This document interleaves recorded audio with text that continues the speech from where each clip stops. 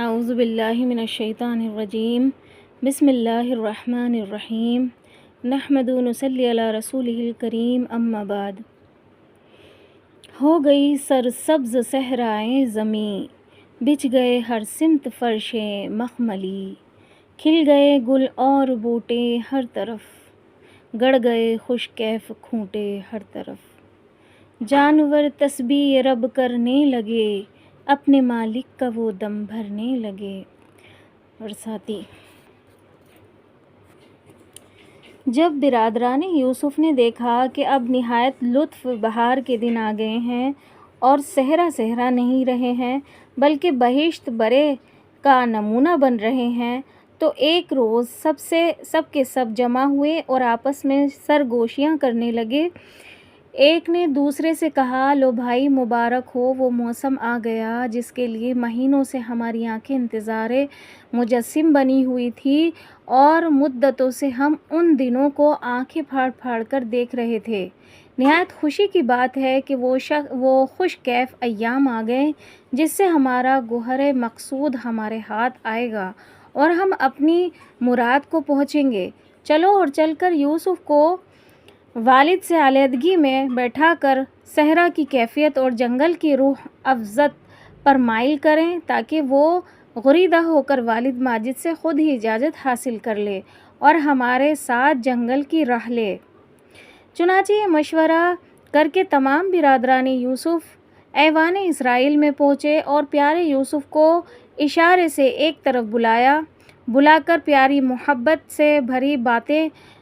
کیں اور بہت تعلیف اور قلب اور دل کی بستگی کی باتیں کرتے ہوئے کہا کہ یوسف، تم ہمیں غیر سمجھتے ہو، حالانکہ ہماری جان تم پر فدا اور قربان ہے اور ہم تمہیں دل سے چاہتے ہیں، جس کا ثبوت یہ ہے کہ ہم جب سیر و شکار کو جاتے ہیں اور وہاں قسم قسم کی کیفیت اور بہاریں نظر آتی ہیں تو اس وقت ہمارا دل تمہارے لیے لوٹتا ہے اور وہ تمام سیر و تماشے تمہارے بغیر ہمارے لیے خار ہو جاتے ہیں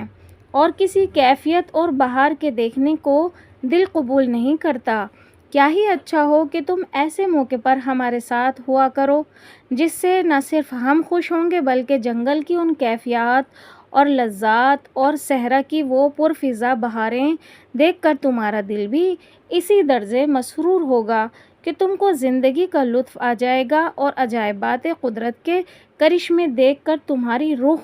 کو تازگی اور دل کو تقویت حاصل ہوگی۔ اور اس سے چند روز پہلے کا ذکر ہے کہ ہم سیر و شکار کے لیے تیار ہوئے اور ہم نے تمہیں بھی اپنے ساتھ لے چلنے کو حضرت والد ماجد سے کہا اور بہت کچھ منت سماجت کی مگر انہوں نے اجازت نہ دی اور تمہیں ہمارے ساتھ نہ جانے دیا۔ خیر، ہم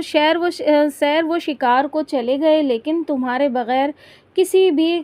کمبخت کو صحرائے لطف حاصل نہ ہوا اور ہم ہر وقت وہاں یوسف ہی یوسف کرتے رہے۔ اچھا، اب موسم کو پربہار اور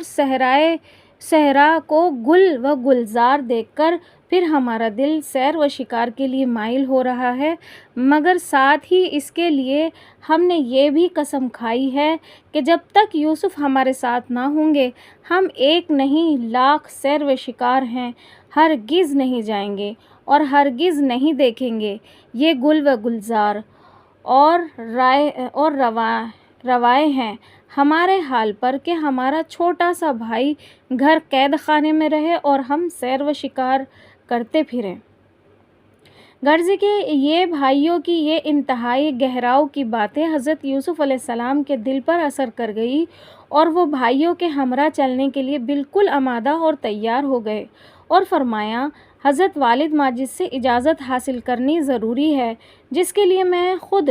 ان سے عرض کرتا ہوں اور آپ بھی ان سے کہیے، امید ہے کہ وہ اجازت دے دیں گے تو میں ضرور تمہارے ساتھ سیر و شکار میں چلوں گا۔ یہ سن کر تمام بھائی خوش ہوتے ہوئے وہاں سے اٹھ گئے اور سیدھے والد صاحب کی عبادت خانے میں پہنچے اور اپنے سیر و شکار اور ارادہ ظاہر کرتے ہوئے کہا کہ موسم نہایت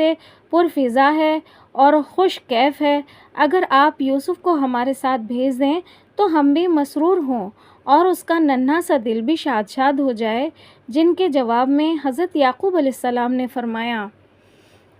کیوں کر ہوں یعقوب سے یوسف جدا، کس طرح کیوں کر گوارا ہو بھلا۔